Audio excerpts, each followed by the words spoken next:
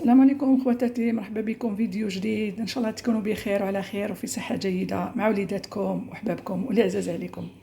خواتاتي اليوم نهضروا على الطاجين المغربي، يعني الطاجين ديال الخضار كيما بغينا، كيما زعما كيما كان. بغيتو ديروه باللحم، بغيتو ديروه بالدجاج، بغيتو ديروه حتى بلاش ولا بالكفته، ولا قلت لكم بلاش غير بالخضار، يجي بنين ويجي صحي ورائع. كيما تشوفوا الطاجين خواتاتي، الطاجين كاين كبير كاين صغير، والطاجين على حسب الحجم ديالو، على حسب عدد افراد العائله. اللي عندهم بزاف العيال يديروا الكبير، واللي ما عندهمش يديروا الصغير. وكما قلت لكم الطاجين هذا راهم فيه انواع بزاف. احنا الطاجين كما قلت لكم انا درتو هنايا غير بالبطاطا والزروديه، فرشت زروديه لتحت ودرت الدجاج ودرت هنا درت كميه صغيره على حسب عدد افراد العائله. قلت لكم هنا الطاجين يليق لشخصين، كيما يقدر ياكل بزاف يقدر يديروه حتى شخص واحد.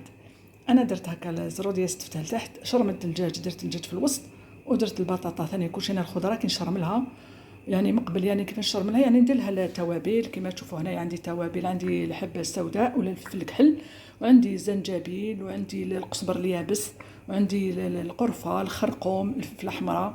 هذو هما التوابل اللي كنستعملهم في الطاجين ديالي. كاين القرفه اللي كيستعملها في الدجاج، كاين اللي يستعملها في اللحم. نتوما كل واحد وما يحب، كل واحد واش يبغي يدير في هذا العطور، كل واحد واش يبغي. انايا ندير هذا هما العطور اللي كنديرهم. قلت لكم نشرمل الدجاج تاعي ولا اللحم باش يجي بنين، وحتى الخضره كنقطعها، ندير لها هذو التوابل والملحه طبعا والزيت، وندير الطاجين تاعي هكذا. بلا كاين اللي يقلي، كاين اللي ما يقليش. بلا ما نقلي ويجي بنين الطاجين كيما درتوه كيجي بنين، واخا تقلي ولا ما تقليوش. ديروا واحد 2-3 معالق الزيت، ولا كان عندكم اللحم فيه شحم ما تكثروش الزيت. وهكا مع ذلك قريب يطيب ندير واحد المعلقه ديال زيت الزيتون، يجي صحي ويجي رائع. وديروا على نار مهيله وتخلوه هكا يطيب واحد الساعه. انا كنديروا واحد الساعه حتى ساعه ونص. يعني كل شيء. ولا كان درتو الدجاج ما يبطاش يطيب، الدجاج يكون صغير ما يطيب، يبطا ما يبطاش في ساعه يطيب. ولا كان اللحم يطول في الطياب. هذه هي خواتاتي المعلومات. انا بالنسبه للمغاربه هنا يعرفوا الطاجين، راهم يعرفوا خير مني. بصح بالنسبه للجزائريات يعني هضروا لي الطاجين كي نمشي هكا عندهم في الصيف يهضروا لي بزاف على الطاجين. نقول لهم الطاجين يعني راه ساهل، والخضر اللي درتوه يجي في الطاجين. كاين طاجين ديال الزيتون، طاجين ديال الجلبان، طاجين ديال اللوبيا الشعره، كاين طاجين ديال الشوفلور، طاجين ديال الخرشف، طاجين بزاف.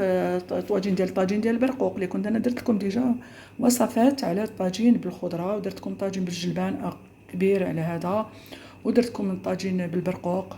طاجين درت الكباب يعني الطبق الجزائري درته في الطبق في الطاجين المغربي. جا رائع ثاني، جربوه الاخوات وقالوا لي جا رائع. وهكذا خواتاتي، هذه هي النصائح اللي بغينا نعطيها لكم بالنسبه للجزائريات اللي كاين. قلت لكم نمشي تما يهضروا لي بزاف الطاجين، نقولوا ها كيفاه نديروه. كما قلت لكم البصله هي الاولى، عفوا ما ذكرتش البصله هي الاولى، والسنينه تاع الثوم. انا كاين وصفات اللي يديروا فيهم سنين تاع الثوم، كاين اللي ما ديروش فيهم الثوم. والبصله هي الاولى. كنت تفرشوا الطاجين بالزبيب ثاني، والبصله يجي رائع. نهار ان شاء الله نديروا لكم. تفرشوا البصله هي الاولى، وقلت لكم بغيتوا تقليو قليو، ما بغيتوش تقليو وديري كلشي هكا بارد في بارد وديروه يطيب. وهكذا خواتاتي. وولوا الفيديو تاوعي السابقين راني درت لكم الطاجين، طواجن ماشي طاجين بزاف اللي درت لكم في هذا باش تشوفوا الوصفات يعني بالتدقيق وبالتفصيل.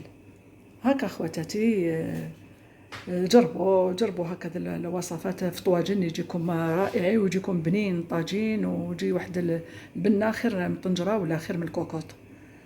هكا خواتاتي، خليتكم في راحة الله وخليتكم في أمان الله. مع السلامة خواتاتي، فيديو آخر إن شاء الله وفي وصفات صحية إن شاء الله. ومع السلامة.